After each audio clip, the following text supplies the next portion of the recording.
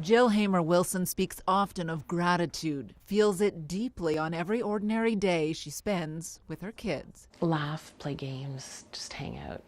You know, they're kids, they're not perfect. I'd be lying if I said I was grateful for every single moment.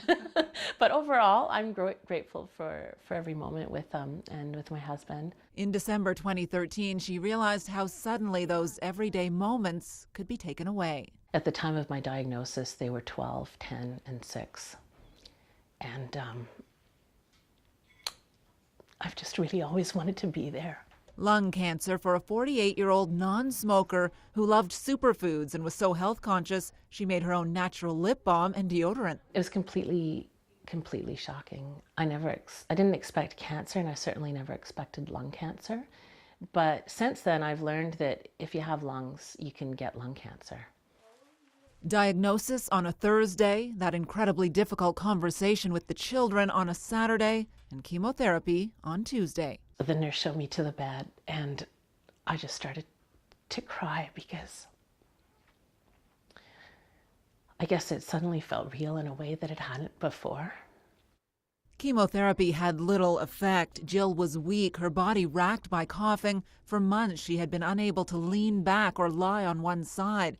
But then came another reason for gratitude. There's this genetic mutation of the cancer that's called ALK, and it so happened that I had that. ALK is a switch that turns cancer cells on and makes them behave like cancer. And she is on a drug that is specifically targeted to turn that switch off.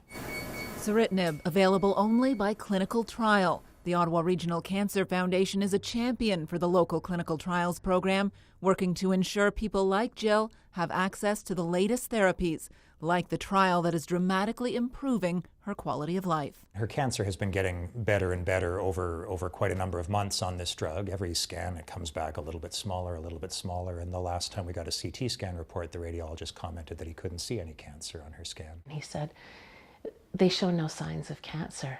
And